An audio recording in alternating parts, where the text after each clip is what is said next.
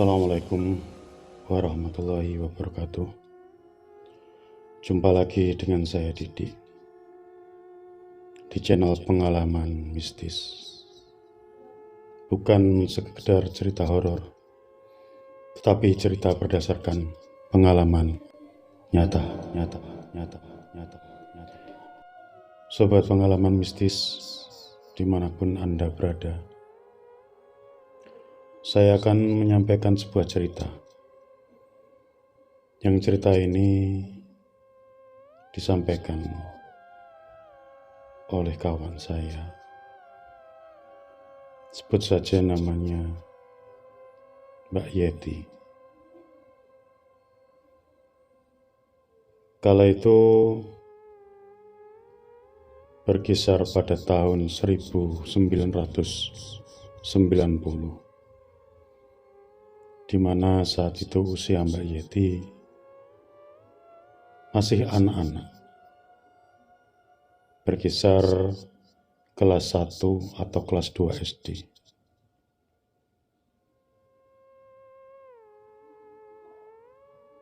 Di mana ada sebuah kejadian yang tidak pernah dia lupakan, yaitu Mbak Yeti dikondol wewe. Nah, seperti itu judul yang saya berikan. Tetapi sebelum lebih lanjut saya bawakan ceritanya,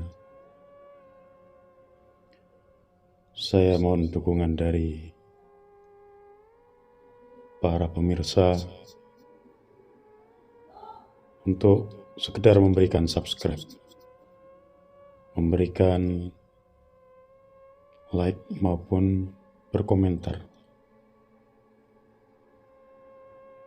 memberikan share kepada teman-teman. Apabila dinilai hiburan ini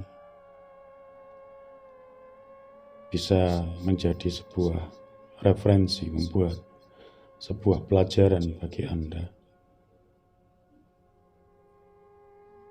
Di samping itu, dengan dukungan kalian tersebut, tentu saja akan membuat channel ini akan lebih berkembang. Tak lupa iringan doa saya berikan kepada kalian semua.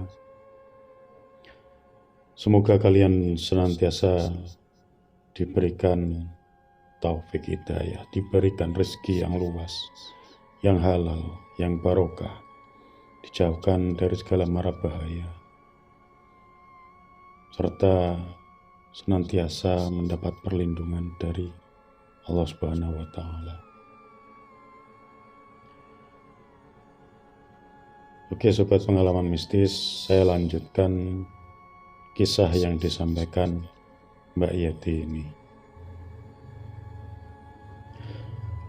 Pada tahun kisaran 1990-an, kala itu di desa tempat tinggal Mbak Yeti, yaitu ada di salah satu kota di Jawa Timur, yang tempat atau yang rumahnya Mbak Yeti sendiri itu ada di sebuah pelosok, sebuah kampung yang di dalam gitu ya. Tahun segitu tentu saja untuk ukuran anak-anak permainannya sangatlah berbeda dengan anak-anak pada zaman sekarang yang bermain gadget, menghabiskan waktu hanya di rumah dengan menonton TV. Pada tahun itu di kampungnya Mbak Yeti, anak-anak mereka banyak sekali berkumpul dengan teman-teman, tidak individualis. Mereka layaknya anak pada zaman itu sering obak itu melakukan permainan yang dilakukan bersama-sama sama anak-anak. Saya akan memberikan gambaran sebuah setting di lingkungan tempat tinggal Mbak Yeti. Di rumahnya Mbak Yeti, di situ terdapat sedikit halaman dengan lingkungan rumah-rumah yang agak padat penduduknya. Tentu saja anak-anak seusia Mbak Yeti di situ sangatlah banyak. Mereka bermain di halaman yang sempit itu. Jika tiba malam hari, mereka bermain di pelataran itu. Listrik di situ pun juga sangatlah terbatas. Tidak semua orang memiliki akses listrik. Begitu juga dengan TV. Sangat sedikit sekali dari mereka yang memiliki TV. Untuk itu anak-anak biasanya ketika setelah habis dari masjid, habis dari musola, kebanyakan mereka bermain dulu. Mungkin sekitar setelah Isya mereka baru membaca bukunya, gitu. Lanjut cerita. Pada suatu ketika ini, sandekala, sekitar jam 5 sampai setengah 6. Setelah Mbak Yeti kecil ini mandi, dia bermain dengan adiknya di halaman sambil menunggu waktu maghrib. Sangat wajar jika anak-anak menunggu waktu maghrib. Untuk saat itu mereka masih bermain congklak atau bermain permainan lain yang ada di halaman. Nah, untuk sore hari itu suasana agak mendung hingga tidak banyak anak yang bermain di halaman itu. Hanya ada Mbak Yeti dan adiknya, sebut saja namanya Indah. Saat itu Indah masih berumur kurang lebih 4 tahun, yang menurut penuturan dari Mbak Yeti, adiknya ini masih sekolah di taman kanak-kanak 0 kecil. Kalau saat itu bilangnya 0 kecil gitu ya. Atau mungkin saat ini kelas B untuk anak yang pemula. Di sisi samping belakang, karena rumahnya Mbak Yeti itu melebar, sisi samping yang agak belakang di situ tumbuh beberapa rimbun pohon bambu kuning yang konon menurut beberapa orang, bambu kuning juga salah satu tempat yang disukai makhluk lembut sebagai tempat rumah, tempat rumahnya begitu ya. Pada saat sandekala itu Mbak Yeti bermain dengan adiknya, entah melakukan permainan apa, penuturan Mbak Yeti juga lupa. Yang jelas dia cuman ada dia dan adiknya, menunggu kawan-kawannya juga tidak ada. Mereka bermain di situ tanpa dia sadari. Penciuman Mbak Yeti di situ mencium aroma yang kurang sedap. Sontak kala itu Mbak Yeti bilang ke adiknya, Indah, kowe ngengek ya? Sampai nising ya? Maaf don sewu, apa kamu buang air besar ya Indah? Indah pun menjawab, enggak mbak, aku enggak ngengek. Nah kok bau ini? Tapi koyo mambu batang. Iya mbak, aku ya bau. Nah, di situ tanpa sengaja Mbak Yeti memalingkan, mencari sumber bau. karena mungkin dicium-cium adiknya memang tidak buang air besar. Ternyata aroma itu dari samping rumah atau dari samping halaman rumah tadi yang ada bambunya. Dan di situ betapa kagetnya betapa kagetnya Mbak Yeti melihat sosok dengan baju putih.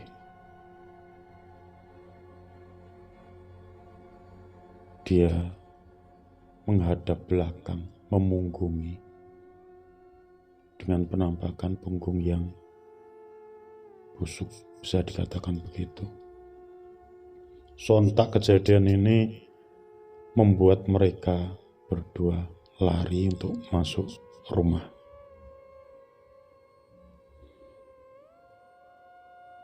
Di sini Mbak Indah menceritakan, Mak, lagi mang nunggu di depan, nunggu di ngarep, Mak. Aku ketemu anak wong ngene iki, Pak. Bentuknya Mbak Indah menceritakan, bla bla bla. Di situ orang tua Mbak Indah memang berprofesi sebagai pedagang gorengan di pasar di kota sana jauh, dan waktu-waktu jam segitu itu adalah masa dari orang tua itu beraktivitas untuk menyiapkan segala persiapan untuk barang dagangan yang akan dijajakan pada pagi harinya. Merajang kubis,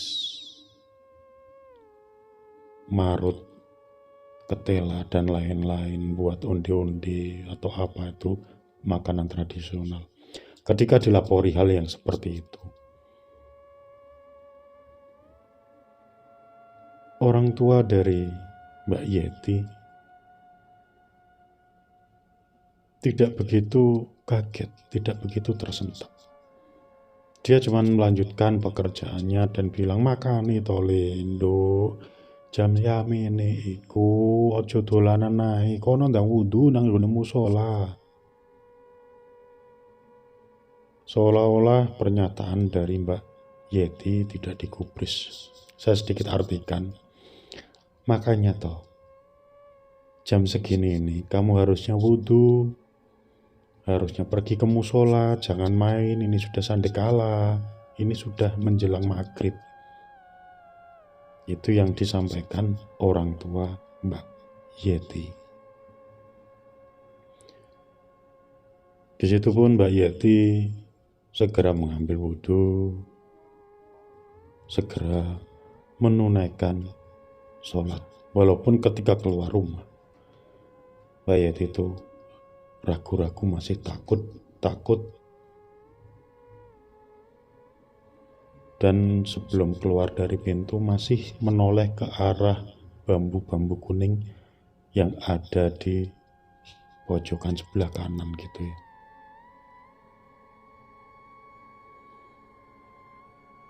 Mbak Yeti dan Indah, mereka berdua ke musola yang jaraknya tidak jauh dari rumahnya. Setelah itu, malam itu tidak terjadi apa-apa. Berlanjut pada malam berikutnya, pada hari berikutnya. Setelah menunaikan aktivitas anak pada umumnya pada saat itu, Mbak Yeti sekolah pada pagi harinya beserta adiknya. Ketika sampai di rumah, dia makan, melanjutkan aktivitas sebagaimana umumnya yang dilakukan anak-anak. Tentu saja yang buat beda, kala itu tidak ada permainan gadget.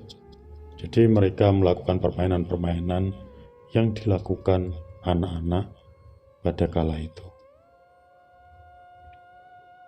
Tibalah sore di hari berikutnya. Berkumpullah beberapa teman-teman Mbak Yeti, juga teman-teman adiknya si Indah ini, ada beberapa anak di situ. Mereka melakukan permainan congklak. Jika Anda belum tahu permainan congklak itu, mereka menggarisi tanah di situ ya. Terus dibikin petak-petak. Mereka melempar pecahan dari genteng. Kalau istilah di lingkungan Mbak Endah itu disebut sonda. Yuk, sonda yuk. Ketika anak-anak berkumpul, mereka diajak untuk permainan itu. Mereka dengan asik, ada sekitar 5-6 orang anak yang ada di situ. Kisaran pukul 5:30 menjelang maghrib tiba. Anak-anak dengan asik bermain sambil menunggu waktu maghrib tiba.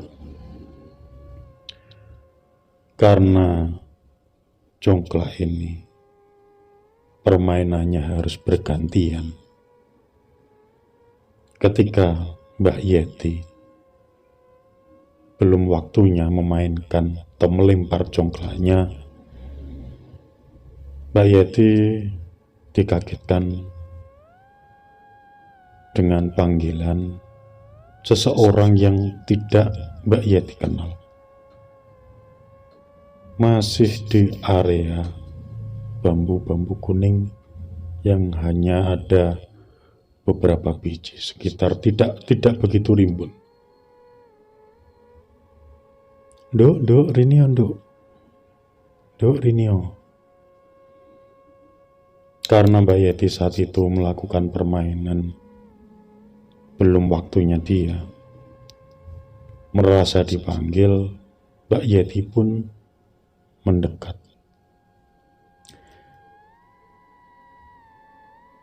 Wonten apa Bude? Oh maaf, bukan seperti logatnya seperti ini. Napa Le? Karena memang lingkungan yang ada di situ memanggil orang yang lebih tua biasanya dengan sebutan Le. Napa Le?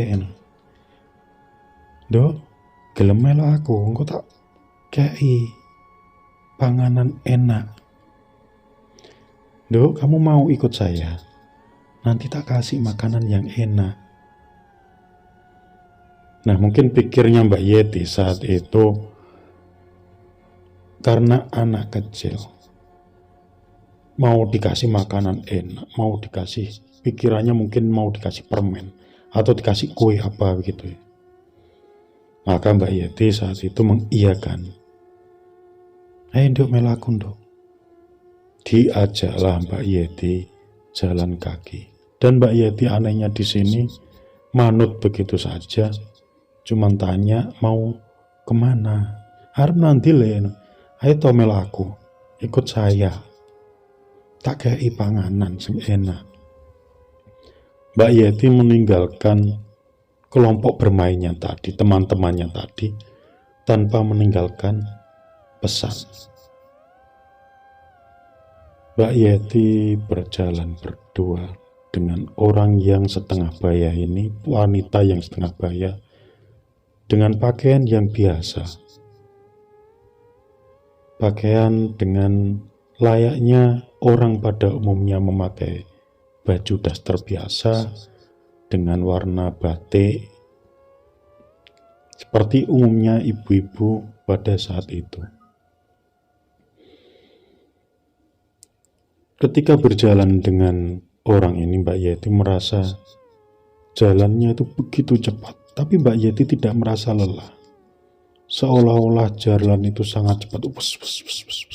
Mbak Yeti itu tahu arah perjalanannya. Jalannya itu menuju arah sebuah sungai yang kalau diukur dari rumahnya, dia itu berjalan ke arah selatan begitu ya. Sebenarnya sungai dari rumahnya itu ada mungkin 500 meter. Tapi anehnya di perjalanan ini, untuk mencapai tempat itu, Mbak Yeti hanya membutuhkan waktu 3-5 menit, tidak berapa lama. Namun dalam hatinya Mbak Yeti tidak ada pikiran yang aneh-aneh. Cuman yang dipikirkan Mbak Yeti, loh ini kok dijak ke sini? Padahal setahu Mbak Yeti, di situ, di sungai itu banyak sekali rumpunan bambu ori atau bambu Jawa, dan tidak diketemukan atau tidak pernah dilihat ada rumah. Tetapi ini tiba-tiba ada rumah yang tidak begitu besar, rumah yang jauh dari pemukiman yang ada di sekitar situ. Aku nggak pernah lihat rumah ini ya. Tapi Mbak Yeti tidak pikir panjang, karena waktu itu masih sore, mega masih mendung. Walaupun di lingkungan sekitar rumah itu agak berasa gelap, karena memang banyak bambu-bambu, ada dapuran-dapuran bambu begitu yang ada di situ. Mbak Yeti di situ kemudian dipersilahkan masuk. Renindo iki lho aku ndek panganan enak ndo. Mbak Yeti di situ dikasih makanan 1 piring berupa mie instan. Yang kala itu mie instan memang masih jarang, atau makanan terbilang makanan yang enak. Dan mie instan beserta ayam. Tanpa pikir panjang, Mbak Yeti langsung makan. Tem. Nah, Mbak Yeti tidak merasa ada suatu hal yang aneh. Mereka makan, dia makan tetap dengan enaknya. Beralih cerita pada kumpulan anak-anak yang ditinggalkan Mbak Yeti. Sebut saja namanya Ridwan. Ada Ridwan, ada Andi, ada Kamil, Mbak Yeti ini perempuan, ada adiknya Indah, ada Rahayu atau Ayu. Yuk, Yeti nanti, iki wayahe, ndak mbok mang mengguri kono. Yuk, Yeti kemana? Ini sekarang waktu mainnya si Yeti. Nggak tahu, dia tadi ke belakang situ loh. Itu yang diucapkan si Ayu. Beda halnya dengan Indah, yang kebetulan saat itu tidak ikut main karena masih kecil ya. Sambil makanan jajanan gorengan, yang gorengan itu memang hasil masakan dari orang tua Mbak Yeti. Mbak mang dijak wong ke baju putih, serem, rambutnya ruwes-ruwes. Mbak tadi diajak orang pakai baju putih dengan rambut yang ruwes-ruwes, mukanya jelek. Saat itu juga anak-anak sebagian ada yang takut, sebagian ada yang percaya, sebagian ada yang langsung pulang karena sudah maghrib tiba, beduk tiba untuk mengambil peralatan sholat. Si Indah ini masuk rumah. Dan tiba Yumu, kemana kakakmu? Sahut orang tua si Indah. Mbak Yu dijak wong welek, bos kan agak cadel, agak pelat, nggak bisa R gitu ya. Dia luas rambutnya wong welek. Cerita seperti itu. Di situ orang tua dari Mbak Indah dan Mbak Yeti tadi sedikit merasa panik. Bergegas mereka mencari. Pak nih, Yeti ki mang lho jare Indah dijak wong sapa? Jare ana wong ruwes ngejak Yeti mlaku ngidul. dengan paniknya mungkin sudah mengingat karena katanya Mbak Indah, penuturan Mbak Indah. Mungkin teringat orang tuanya kalau di hari sebelumnya Mbak Yeti tadi ketemu dengan sosok yang menakutkan. Orang tuanya panik. Maghrib itu mereka tidak melanjutkan aktivitasnya, motong-motong ketela atau lain sebagainya itu tadi. Mereka bergegas, tapi mereka tidak menghubungi tetangga atau yang lainnya. Di situ ada neneknya Mbak Yeti, ada orang tuanya, ibunya Mbak Yeti, dan yang dipanggil cuma saudaranya. Jadi hanya satu keluarga itu saja yang mencari Mbak Yeti. Tanya ke tetangga sekitar, "Yuk, ngerti Yeti yuk, jari kok ambil uang tuh." Nah Indah jari ini gak ngerti. Nah, aku gak ngerti, gak keto Yeti. Emang kan dulinan biar arek. Mbak, ini saya terjemahkan. Sampai gak lihat Yeti? Oh tidak. Tadi kan bermain depan rumah situ dengan anak-anak. Dicoba di lingkungan sekitar itu. Mbak Yeti dicari.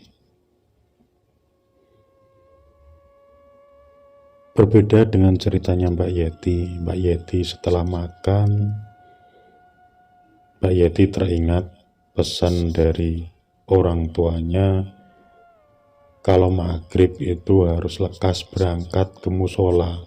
Kalau tidak berangkat mungkin takut dimarahi gitu ya. Setelah Mbak Yeti makan, Mbak Yeti bilang, wes aku tak mulai. Kok seneni mak karo bapak wayahe maghriban. Sudah, Bude, saya mau pulang, saya mau maghriban, nanti saya dimarahi orang tua saya. Kemudian menjawab lagi orang tadi, "Sik nduk kene nduk mainan kene, dolanan kene lho. Moh kok seneni bapak, kok seneni Pak E. Nggak mau saya, nanti dimarahi bapak saya." Mbak Yeti pun bergegas minta pulang. "Ya wis tak terne ayo." Dan di situ Mbak Yeti diantarkan sampai di rumah. Dia melewati beberapa orang, sampai beberapa gang hingga sampai di depan pintu. Orang itu tadi berpesan, bahkan di perjalanan gitu ya, Mbak Yeti itu ketemu dengan kakaknya. Tapi kakaknya seolah-olah tidak melihat kalau Yeti ada di situ untuk lewat begitu aja. Sampai di depan rumah, pesen lagi orang, "Menesuk dolanan nggon aku maneh ya Leo. Dolen sing suwi, engko tak kei panganan sing enak-enak." "Ya Le," itu yang disampaikan. "Nanti main lagi ke tempat saya ya. Nanti tak kasih makanan yang enak, tak kasih permen. Nanti dibagi ke teman-temannya." Mungkin itu yang disampaikan. Mbak Yeti masuk ke rumah dan setelah ditoleh orang itu sudah tidak ada di depan. Mbak Yeti mencari orang tua adiknya. Kok di rumah ini sepi? Hingga tidak berapa lama, mungkin sekitar 15-an menit, sudah gelap. Orang tuanya itu pulang. Dimarahilah Mbak Yeti. "Kowe iki nanti ya tondo, wis andek olo, gak mulai. Kamu kemana aja nduk? Sudah larut malam, gak pulang." Mbak Yeti kemudian cerita bahwasanya dia diajak orang yang tidak dikenal di rumahnya, dikasih makan. Setelah itu bapaknya Mbak Yeti melanjutkan cerita. Nduk, tak tutui. Nduk, saya kasih tahu. Sebenarnya yang ngajak kamu itu tadi bukan manusia. Itu adalah Wiwi. Untung sampean dibalekno, untung kamu dikembalikan. Lain kali kalau sande kalah, sande Allah, cepat ke maghrib, ke musola saja. Jangan main-main di depan. Nah, setelah mendengar penuturan dari Mbak Yeti, setelah mendengar penuturan dari orang tuanya Mbak Yeti mengiyakan. Dan pengalaman ini selalu diingat Mbak Yeti, karena di hari berikutnya kejadian itu berulang kembali. Artinya ada orang yang memanggil, tetapi Mbak Yeti tidak mau, karena menurut dengan perkataan orang tua. Di hari berikutnya dipanggil lagi di depan situ, tetapi dengan keadaan tidak bermain. Mbak Yeti pura-pura tidak dengar. Dia cuman langsung masuk rumah begitu saja. Dan seterusnya tidak pernah lagi Mbak Yeti melihat sosok itu. Karena penuturan dari orang tuanya Mbak Yeti itu adalah sosok Wiwi. Nah, itu saja cerita pada kali ini. Semoga cerita ini bisa diambil manfaat untuk kalian. Apabila ada kata-kata yang kurang pantas, saya mohon maaf. Kita ambil hikmah yang baik, kita ambil pelajarannya. Yang buruk kita tinggalkan. Sekali lagi, semoga cerita ini tidak hanya sebagai hiburan belaka, tetapi kita bisa mengambil manfaat yang baik. Sekali lagi, terima kasih. Jangan lupa jaga kesehatan kalian. Segala doa baik dari saya untuk kalian pemirsa. Terima kasih. Assalamualaikum warahmatullahi wabarakatuh.